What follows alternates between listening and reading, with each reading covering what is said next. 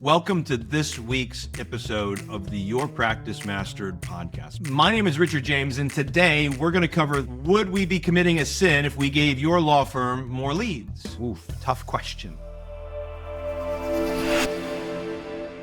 So my question, would it be a sin to give your law firm more leads, suggests that you're not doing a good job with the leads that you already have, and giving you any more would be wasteful. Gluttony, a sin. The problem isn't your leads. The problem is the way that you manage your leads.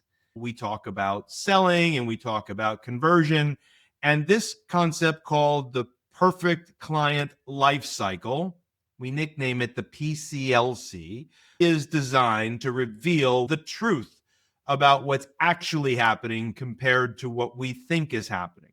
And as you kind of unpack this, you can see we're looking at lead generation. The key is this is qualified leads. So we measure the number of qualified leads. Then we measure the number that turn into an appointment. This is the heart of what we call the lead conversion machine. It measures the number of qualified leads, those leads that turn into appointments, appointments that shows that turn into a new clients that get paid in full, and it measures those clients that refer us business.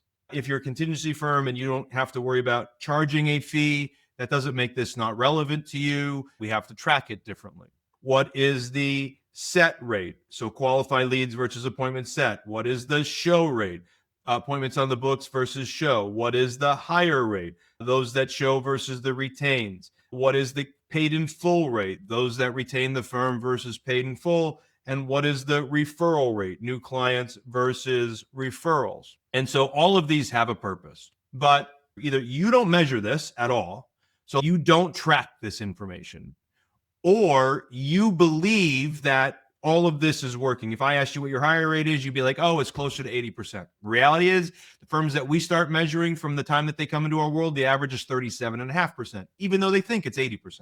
They don't measure their set rate. And so they think their set rate's great, but the reality is that their set rate's probably around 50% because most law firms do it wrong. They have the phone ring on everybody's desk simultaneously. They don't use a script and structure. There's no discipline to the overall setting of an appointment. And their show rates are usually off unless they charge for consults because they don't have solid reminder sequences, and their hire rate isn't off because it's not scripted or structured. All of this is true, but I really want to hyper focus today on one area, and that's getting paid. If you want more information on this, you can visit us at thelawfirmsecret.com. We're happy to walk alongside of you. I had a client come to me not long ago, and they said, I don't think we're getting enough leads for the two main practice areas that we want to focus on. So I think we need to strongly consider switching our AKA ad agency that call themselves a marketing agency. But I'm concerned we're in a contract with them, and I'd really like your help and guidance of how to go about doing that. What we recognized was, one, this information was not being tracked. So first thing is we need a system to track them. So in this particular case, they sold $120,000. They collected $40,000. That means that they were gapping $80,000. That's a problem. Sure, there's some depends here. But we know based on they both had flat fee practice area and they had an hourly practice area. So I said, would $40,000 more dollars in your bank account right now make a difference? And on a $700,000 firm, the answer was heck yeah, because we're cash shortage. Now, remember when I said earlier, if you were a flat fee firm or an hourly firm, this is something you're going to want to pay attention to. First, there is a line in the sand. And this is old existing clients and new. So for today's purpose, we're going to focus on new. Right now, the way that you do things, if it's a flat fee firm, you charge nothing up front and you bill them once the work is done. If you do hourly work, you charge a small retainer and then you send invoices once a month. And often your hours that you work on a case exceed the retainer amount. And now you have to chase the client for additional payments on what they owe you because they burned through the retainer. We're going to change both of those rules. We're going to put a new system in place. So In this particular case, the first rule for flat fee is it just depends on the case types. But the rule is still the same. Anybody can hire the firm, but nobody can hire the firm without money down, period. 2, there must be a plan for payment written into the agreement. And that plan executes regardless of client behavior. You tell a client you're going to pay 50% down today and we'll pay the balance of the 50% when the plan is finished. Anybody who's in estate planning knows that clients oftentimes drag their feet because they don't want to deal with what they need to deal with. And so oftentimes you want the plan to be done in 2 weeks because you got everything finished. But the client delays. In that particular case, the rule is you have to have money down, and 2, you have to have a payment plan that is going to trigger regardless of client behavior. So it says, hey, in an estate plan, you're going to give me 50% down. We're going to start your case, and we're going to get your case done within a month.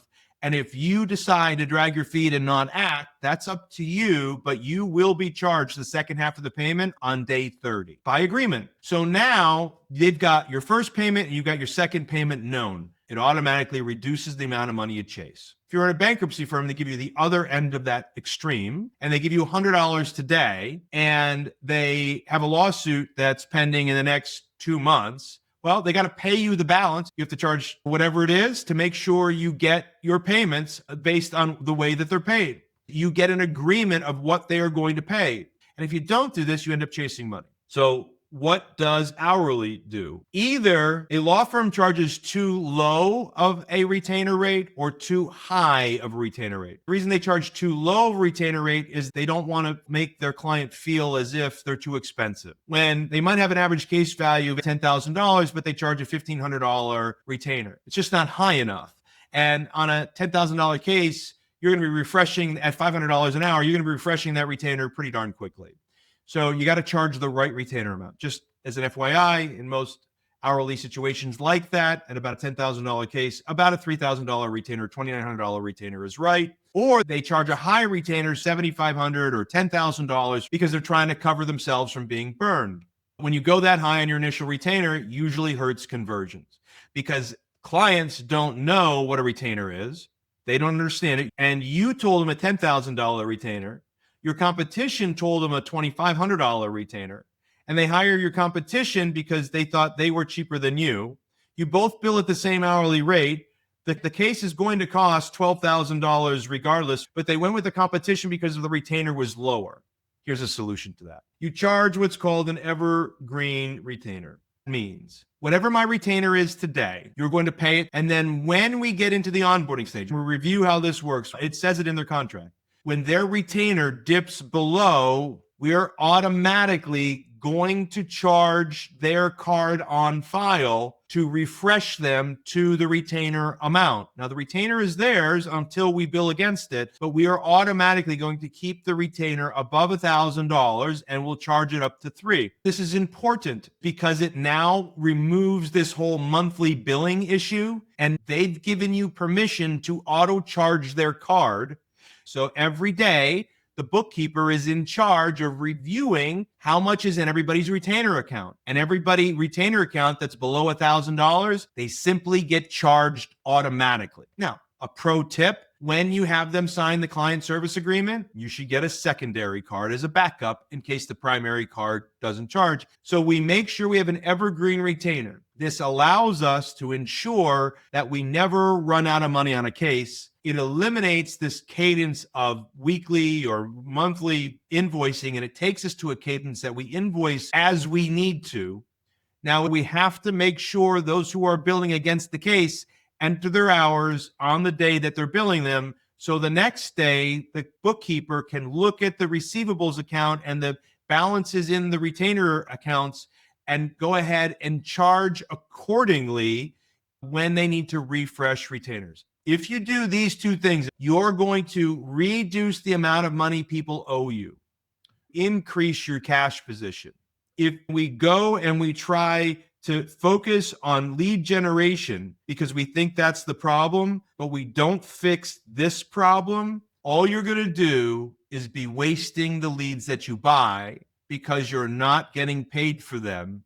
And really, that's called committing a sin. If you think your problem is lead generation, before you go yelling and screaming at your agency, ask yourself how you're getting paid. Determine if we're converting and getting paid correctly. If all of those things are true, we're maximizing our set rate, our show rate, our hire rate, our paid in full rate, and our referral rate, and all of that's working well, and it's still not enough lead, then go back to your agency and say, I need more leads. But until then, focus on getting the fundamentals right. Let's go ahead and build you a better firm, one proper PCLC at a time.